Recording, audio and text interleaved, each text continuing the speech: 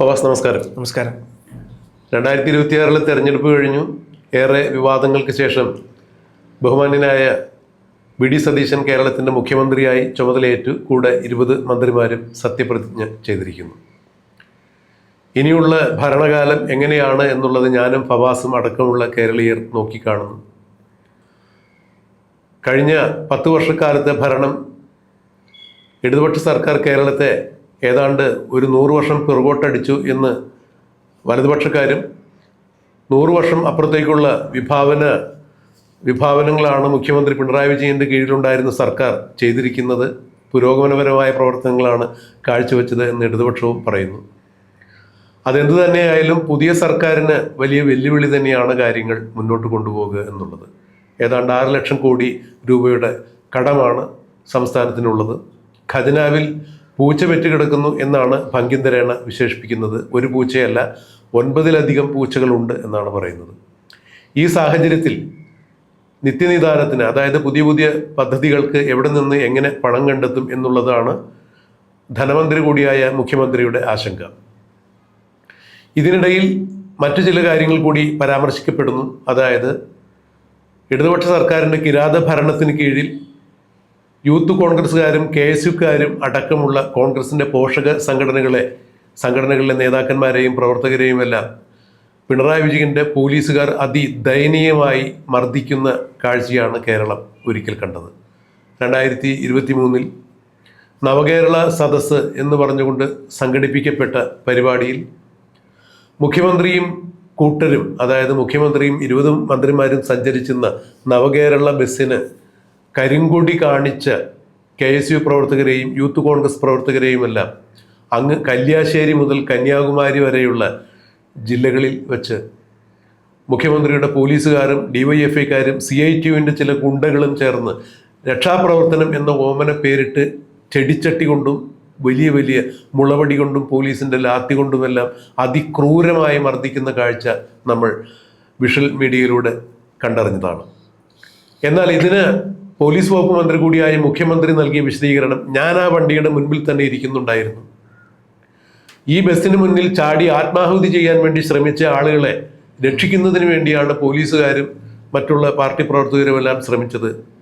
അവർക്ക് അടികൊണ്ട് തലപൊട്ടി എന്നുള്ളതെല്ലാം വളരെ ബാലിശമായ ന്യായീകരണങ്ങളാണ്. അവർ ബസ്സിന് മുന്നിൽ ചാടി ആത്മഹത്യ ചെയ്യാൻ ശ്രമിച്ചപ്പോൾ അവരെ രക്ഷാപ്രവർത്തകർ പിടിച്ചു മാറ്റുന്ന കാഴ്ചയാണ് ഞാൻ കണ്ടത് എന്ന് കേരളത്തിൻ്റെ മുഖ്യമന്ത്രിയായിരുന്ന പിണറായി വിജയൻ, പോലീസ് വകുപ്പ് മന്ത്രിയായിരുന്ന പിണറായി വിജയൻ ഒരു ഉളുപ്പുമില്ലാതെ കേരള ജനതയോട് പറയുന്നത് നാം കണ്ടു. സത്യം എന്താണെന്നുള്ളത് ലോകം മുഴുവൻ ലൈവായി TV-യിലൂടെ ജനങ്ങൾ ദൃശ്യമാധ്യമങ്ങളിലൂടെ കണ്ടിരിക്കുകയായിരുന്നു. ഇവിടെ ഇപ്പോൾ അന്ന് രക്ഷാപ്രവർത്തനത്തിൻ്റെ പേരിൽ തല്ലുകൊണ്ട UDFൻ്റെ പോഷക സംഘടനകളായ KSUക്കാരും യൂത്ത് കോൺഗ്രസ്സുകാരും കൃത്യമായി പരാതി നൽകിയിരിക്കുന്നു. ആ പരാതികളെല്ലാം റീഓപ്പൺ ചെയ്യുന്നു എന്നാണ് പറയുന്നത്. എന്തായാലും മുഖ്യമന്ത്രി വി.ഡി. സതീശൻ ചാർജ് എടുത്തതിന് ശേഷം രമേശ് ചെന്നിത്തല ആഭ്യന്തരമന്ത്രിയായിരിക്കുന്നു. തങ്ങളുടെ കുട്ടികളെ തല്ലിച്ചതച്ചവർക്കെതിരെ കൃത്യമായ നിയമ നടപടികൾ ഉണ്ടാകും എന്നുള്ളൊരു സന്ദേശമാണ് ഈ കേസുകൾ റീഓപ്പൺ ചെയ്തതിലൂടെ മനസ്സിലാക്കാൻ കഴിയുന്നത്. ഒരു രാഷ്ട്രീയ നിരീക്ഷകൻ എന്ന രീതിയിൽ, ഒരു മാധ്യമ പ്രവർത്തകൻ എന്ന രീതിയിൽ എങ്ങനെയാണ് ഫവാസ് ഇതിനെ നോക്കിക്കാണുന്നത്? ഈ കാര്യം പറഞ്ഞപ്പോൾ എനിക്ക് ആദ്യം ഓർമ്മ വന്നത് അന്നത്തെ ഞാൻ TV കാണുന്ന സന്ദർഭമാണ്. അപ്പം പറഞ്ഞ പോലെ പിണറായി വിജയൻ പറഞ്ഞത് ഇതേപോലെ തന്നെ പറഞ്ഞത്, ഞാൻ വണ്ടിയുടെ മുമ്പിൽ ഇരിക്കുന്നുണ്ടായിരുന്നു. ഈ പറഞ്ഞ പോലെ വണ്ടിയുടെ മുമ്പിലോട്ട് ആഘോഷിച്ച് വന്ന കുറച്ച് 2-3 ആൾക്കാരായിരുന്നു. അവർക്ക് എന്തെങ്കിലും പറ്റുമെന്ന് വിചാരിച്ചിട്ട്, വണ്ടിയുടെ അകത്ത് പെട്ടിട്ട് എന്തെങ്കിലും പറ്റുമെന്ന് വിചാരിച്ചിട്ട് രക്ഷാപ്രവർത്തകർ ഇറങ്ങിയിട്ട് ചെയ്തതാണ്. അതുകൊണ്ട് രക്ഷാപ്രവർത്തനമാണെന്നുള്ള തരത്തിലാണ് അദ്ദേഹത്തിന് ന്യായീകരിച്ചത്. അപ്പം നമ്മൾ കണ്ടതാണ് എങ്ങനെയാണ് ആ രക്ഷാപ്രവർത്തനം നടത്തിയതെന്ന്. ഈ പറഞ്ഞ പോലെ ചെടിച്ചട്ടി കൊണ്ടും വലിയ മുളവടി കൊണ്ടൊക്കെയാണ് മുഖ്യമന്ത്രിയുടെ ഗൺമാനും സുരക്ഷാ ഉദ്യോഗസ്ഥനും ഇവരൊക്കെ അന്ന് രക്ഷാപ്രവർത്തനം നടത്തിയത്. അപ്പോൾ ഇത് സംഭവം നടക്കുന്നത് ഡിസംബർ 15, 2023 ഒരു ആശുപത്രി ജംഗ്ഷൻ്റെ അവിടെ ആലപ്പുഴയിൽ വെച്ചിട്ടാണ് നടക്കുന്നത്. എനിക്ക് തോന്നുന്നു നിലവിൽ ആ തല്ലുകൊണ്ടതിൽ ഒരാളിപ്പം MLA ആണ്, ആലപ്പുഴ MLA അടക്കമായി വന്നു. അപ്പം ഇത്തരത്തിലായിരുന്നു ആ സംഭവത്തിൻ്റെ പശ്ചാത്തലം എന്ന് പറഞ്ഞു കഴിഞ്ഞാൽ, മുഖ്യമന്ത്രിയുടെ ഗൺമാന് അനിൽകുമാർ, അതുപോലെ തന്നെ സുരക്ഷാ ഉദ്യോഗസ്ഥൻ സന്ദീപ്, ഇവർ രണ്ടുപേരാണ് അതിൽ പ്രധാന 2 നേതാക്കന്മാർ. ഇതൊക്കെ ചെയ്തിട്ടും മുഖ്യമന്ത്രിയും അല്ലെങ്കിൽ മുഖ്യമന്ത്രിയെ സപ്പോർട്ട് ചെയ്യുന്ന മറ്റു മന്ത്രിമാരും ഇതെല്ലാം കഴിഞ്ഞിട്ടും സ്വന്തം പാർട്ടിക്കാർ പോലും ഇതിനെ ന്യായീകരിച്ച് ക്യാപ്സൂൾ കൊടുത്ത് മുമ്പോട്ട് വരുന്ന നമ്മൾ കണ്ടത്. ഒരു യുവാക്കളെ, സ്വന്തം പാർട്ടിക്കാരെ ഇതേപോലെ ന്യായീകരിച്ച് വിടാൻ വേണ്ടിയിട്ട് മാത്രം ക്യാപ്സൂൾ പറഞ്ഞയച്ചിട്ട് അത് എന്താ പറയുക സത്യമാണെന്നുള്ള രീതിയിൽ പറയാൻ SFIക്കാരും അതേപോലെ DYFIക്കാരും രംഗത്ത് വരുന്ന പല കാര്യങ്ങളൊക്കെ നമ്മൾ കണ്ടത്. ഇത് മാത്രമല്ല, ഇപ്പം നമ്മൾ നോക്കുകയാണെന്നുണ്ടെങ്കിൽ കോൺഗ്രസിനെ സംബന്ധിച്ചിടത്തോളം എല്ലാ കൊല്ലം കോൺഗ്രസ് എന്ന് പറഞ്ഞാൽ കോൺഗ്രസിന് എപ്പോഴും പറയുന്നൊരു ചീത്തപ്പേരാണ്, ഒരു കവളത്ത് തല്ല് കൊണ്ടു കഴിഞ്ഞാൽ മറ്റേ കവളം കൂടി കാണിച്ചു കൊടുക്കുന്ന ആ പാർട്ടിക്കാരാണ് കോൺഗ്രസ്സുകാർ, തിരിച്ചടിക്കാൻ അറിയില്ല എന്നുള്ള സംഭവം. എനിക്കൊന്ന് ആ സമയത്തൊക്കെയാണ് സുധാകരൻ KPCC പ്രസിഡൻ്റായി വരുന്നതും പാർട്ടി ഒരു സെമി കേഡറാക്കി തിരിച്ചെടുക്കാനുള്ള സമ്പ്രദായങ്ങൾ മുമ്പോട്ട് പോകുന്നതും ഈ തരത്തിലുള്ള പ്രശ്നങ്ങൾ 10 വർഷമായിട്ട് പ്രതിപക്ഷത്തായി നിൽക്കുന്നു, ഒന്നിനും കഴിയാത്ത കോൺഗ്രസിനെ, തകർന്ന് തരിപ്പടായി നിൽക്കുന്ന കോൺഗ്രസിനെ, ഒന്നുമല്ലാതെ ഇരിക്കുന്ന കോളേജ് ക്യാമ്പസുകൾ മൊത്തം നഷ്ടപ്പെടുന്ന KSUവിനെ, യൂത്ത് കോൺഗ്രസിനെയൊക്കെ നമ്മൾ കണ്ടത്. അപ്പം അതിനുശേഷം അതിനെ ഏറ്റെടുത്തതാണ് പിന്നീട് പറയപ്പെട്ട പോലെ സതീശൻ പ്രതിപക്ഷ നേതാവായി വരുന്നു, പാർട്ടിയെ പതിയെ ഉയർച്ചയിലോട്ട് കൊണ്ടുവരുന്നു. ഏറ്റവും അവസാനം ഇപ്പോൾ മുഖ്യമന്ത്രിയായി കസേരയിൽ ഇരിക്കുമ്പം അദ്ദേഹം ആദ്യം ചെയ്ത കാര്യങ്ങളൊന്നും ഈ പറഞ്ഞ പോലെ സ്വന്തം മക്കളെ, സ്വന്തം കുട്ടികളെ, സ്വന്തം പാർട്ടി അനുയായികളെ, പാർട്ടി കുട്ടികളെ ഇത്തരത്തിലൊരു വേട്ടയാടൽ നേരിട്ടപ്പോൾ അവരുടെ കൂടെ നിന്നു എന്നുള്ളതാണ്. അപ്പോൾ കോൺഗ്രസ് സംബന്ധിച്ച് ഇത് വലിയൊരു കാര്യം തന്നെയാണ്. പിന്നെ ഇത് കൂടാതെ നമ്മൾ നോക്കുകയാണെന്നുണ്ടെങ്കിൽ സെക്ഷൻ 324, സെക്ഷൻ 325, സെക്ഷൻ 294B ഇതുപോലത്തെ കാര്യങ്ങളൊക്കെ ചേർത്തിയിട്ടാണ് അന്ന് ഈ സാധനം കോടതിയിൽ കൊടുത്തത്. കോടതി കൊടുത്തു എന്ന് മാത്രമല്ല, അന്നത്തെ പോലീസ് ക്രൈംബ്രാഞ്ച് കോടതി കൊടുത്ത റിപ്പോർട്ട് ഇതൊരു ഫാൾസ് ഇൻഫോർമേഷൻ ആണ്, അതായത് തെറ്റിദ്ധാരണ പടർത്തിയതാണ്, യഥാർത്ഥത്തിൽ ഇങ്ങനെയൊന്നും ഉണ്ടായിട്ടില്ല. എന്നിട്ട് ആ തച്ചവർക്കെതിരെ ക്ലീൻ ചീറ്റും കൊടുത്തു അവർ കോടതിയിൽ. പിന്നീടാണ് കോടതി തുടരന്വേഷണം വേണമെന്ന് പറഞ്ഞ് ഉത്തരവിടുന്നു. പിന്നീട് കാലത്രയായിട്ടും തുടരന്വേഷണം ഉണ്ടായിട്ടില്ല. അതിനൊരു അറുതി വരുത്തിയിട്ടാണ് ഇപ്പോൾ സതീശൻ ഇന്നത്തെ പ്രഖ്യാപനം നടത്തിയിട്ടുള്ളത്. അപ്പം സാർ എങ്ങനെയാണ് ഈ കാര്യത്തെ വീക്ഷിക്കുന്നത്? തീർച്ചയായും ഇത് വളരെ ആലോചിക്കേണ്ട അല്ലെങ്കിൽ വളരെ ഗൗരവത്തോടുകൂടി കാണേണ്ട ഒരു കാര്യമാണ്. കാരണം ഈ അടുത്ത കാലത്ത് ഇപ്പോൾ 2023 രക്ഷാപ്രവർത്തനം നടന്നു എന്ന് പറയുന്നതോടൊപ്പം തന്നെ ചേർത്ത് വായിക്കേണ്ട മറ്റൊരു കാര്യം കൂടിയുണ്ട്. ഈ അടുത്ത സമയത്താണ് കണ്ണൂരിൽ നിന്ന് ആരോഗ്യവകുപ്പ് മന്ത്രി വീണ ജോർജ് തിരുവനന്തപുരത്തേക്ക് വന്ദേ ഭാരതിൽ യാത്ര ചെയ്യാൻ വേണ്ടി റെയിൽവേ സ്റ്റേഷനിലേക്ക് വരുമ്പോൾ KSU കുട്ടികൾ അവർ 3-4 പേരായിരുന്നു കരിങ്കൊടി കാണിക്കാൻ വേണ്ടി അവർ കരിങ്കൊടിയുമായി മുദ്രാവാക്യം വിളിച്ചെത്തുന്നു. എന്നാൽ ആരോഗ്യവകുപ്പ് മന്ത്രിയുടെ അടുത്തേക്ക് പോലും ഏതാണ്ട് ഒരു 6 അടി ദൂരത്തിൽ ഇവരെത്തുന്നതിന് മുമ്പ് തന്നെ പോലീസുകാർ, സുരക്ഷാ ഉദ്യോഗസ്ഥർ അവരെ പിടിച്ച് ബലപൂർവ്വം കൊണ്ടുപോകുന്നുണ്ടായിരുന്നു. ആ കുട്ടികൾക്ക് മന്ത്രിയുടെ അടുത്തേക്ക് പോലും സമീപിക്കാൻ സാധിച്ചില്ല. ഈ സന്ദർഭത്തിലാണ് മന്ത്രി അവിടെ ആക്രോശിക്കുകയും കുട്ടികൾ പോയതിനു ശേഷം അവരിങ്ങോട്ട് വിടൂ എന്നൊക്കെ പറഞ്ഞൊരു മന്ത്രിക്ക് ചേരാത്ത പക്വതയില്ലാത്ത രീതിയിൽ പെരുമാറുകയും പിന്നീട് അവർ 2-ാം നമ്പർ പ്ലാറ്റ്ഫോമിൽ പോവുകയും തിരുവനന്തപുരത്തേക്കുള്ള വണ്ടി കാത്തിരിക്കുന്നു. അവിടെയാണ് ഇതിൻ്റെ ട്വിസ്റ്റ് ഉണ്ടാകുന്നത്. സ്പീക്കർ ഷംസീർ അവിടെ ഉണ്ടായിരുന്നു.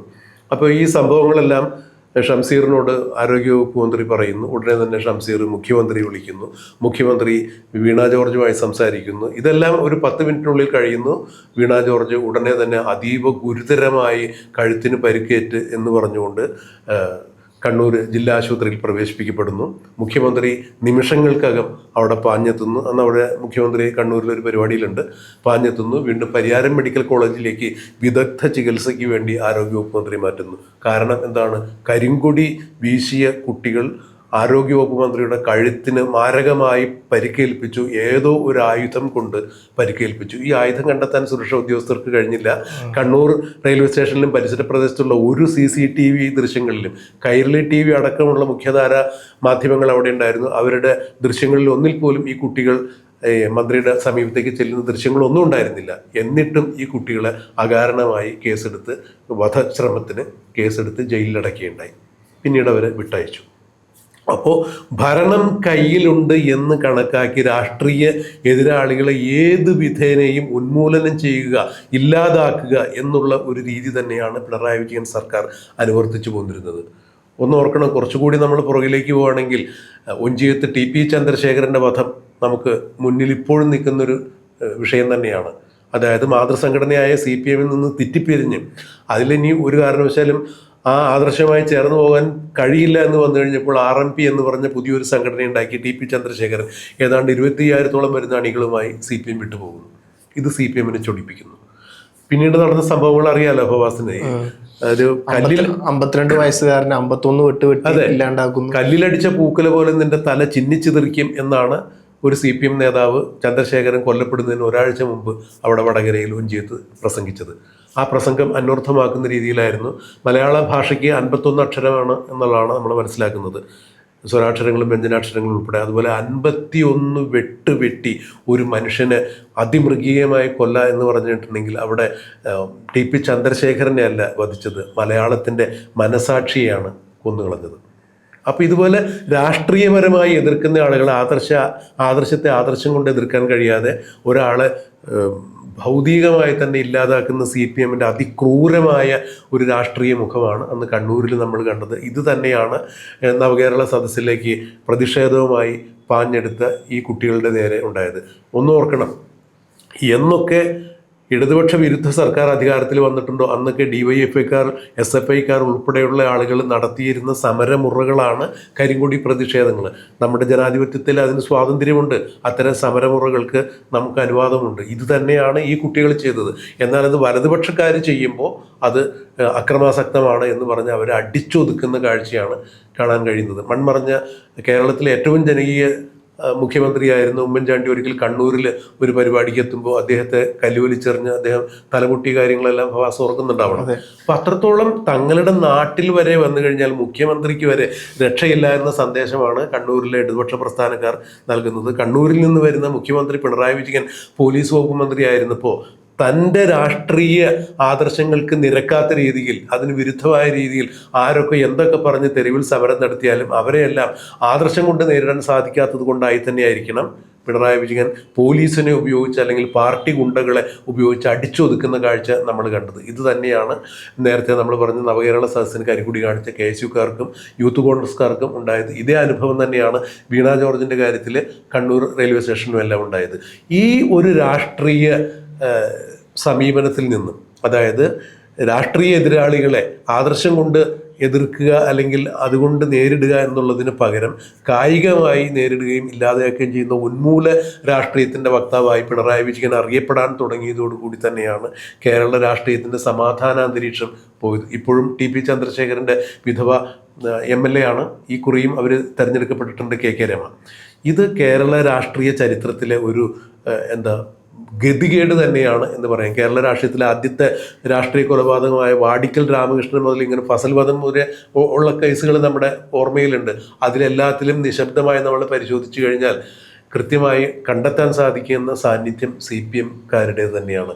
അതിൽ നിന്ന് ഒരു കാരണവശാലും ഇവർക്ക് ഒഴിഞ്ഞു മാറാൻ സാധിക്കുന്നില്ല. ടി.പി. ചന്ദ്രശേഖരൻ്റെ വധവുമായി ബന്ധപ്പെട്ടിട്ട് കോടതി ശിക്ഷിച്ച 98% പ്രതികളും CPM-ൻ്റെ അനുഭാവികളോ പ്രവർത്തകരോ നേതാക്കന്മാരോ ഒക്കെ ആയിരുന്നു.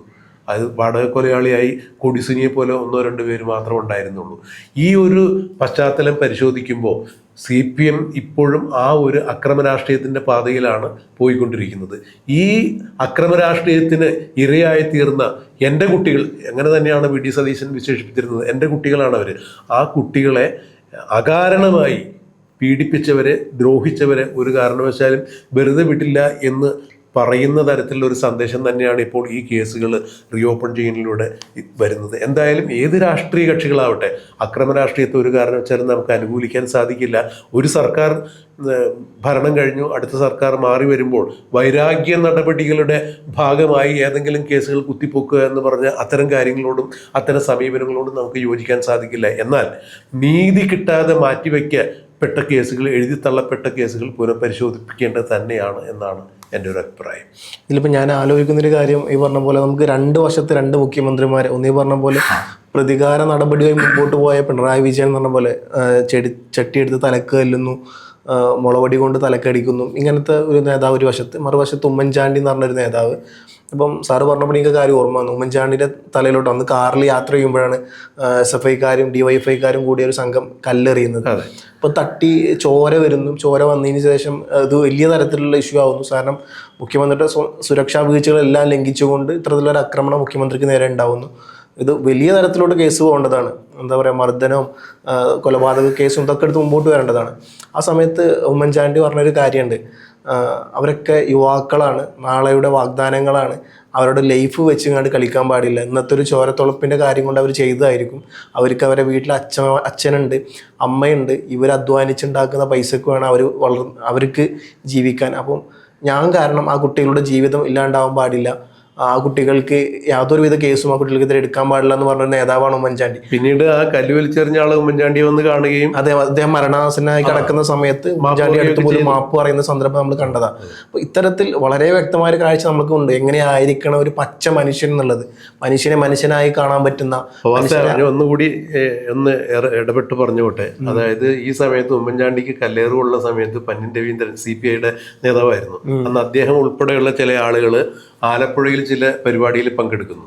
ഇത് ഉമ്മൻചാണ്ടി അറിയുന്നു. അപ്പോൾ തന്നെ ഉമ്മൻചാണ്ടി അവിടെ വിളിച്ച് ആലപ്പുഴയിൽ പോലീസിനെ വിളിച്ച് കൃത്യമായ നിർദ്ദേശം കൊടുക്കുന്നു. കാരണം ഇങ്ങനെ ഒരു അക്രമ സംഭവം ഉണ്ടായതിൻ്റെ പേരിൽ അവർ അവിടെ ആക്രമിക്കപ്പെടാൻ സാധ്യതയുണ്ട്, ഇടതുപക്ഷക്കാരാണ്, ഒരു കാരണവശാലും അങ്ങനെ ഉണ്ടാവരുത്, അവർക്ക് മതിയായ സുരക്ഷ ഏർപ്പാടാക്കണം എന്ന് പറഞ്ഞു. ഇത് ഞാൻ പറഞ്ഞതല്ല, പിന്നീട് CPI നേതാവായ പന്ന്യൻ രവീന്ദ്രൻ തന്നെ ഈ സംഭവത്തെക്കുറിച്ച് പറഞ്ഞതാണ്. അപ്പോൾ അത്രത്തോളം ജനാധിപത്യപരമായ രീതിയിൽ ചിന്തിക്കുന്ന ഒരു നേതാവായിരുന്നു ഉമ്മൻചാണ്ടി എന്നുള്ളതാണ്. പോലീസ് വകുപ്പ് മന്ത്രി എന്ന രീതിയിൽ മുഖ്യമന്ത്രി പിണറായി വിജയൻ എന്തൊക്കെയാണ് കാണിച്ചതെന്നുള്ളത് ഒന്ന് ഉദാഹരിക്കാൻ വേണ്ടി പറഞ്ഞു എന്നുള്ളതാണ്.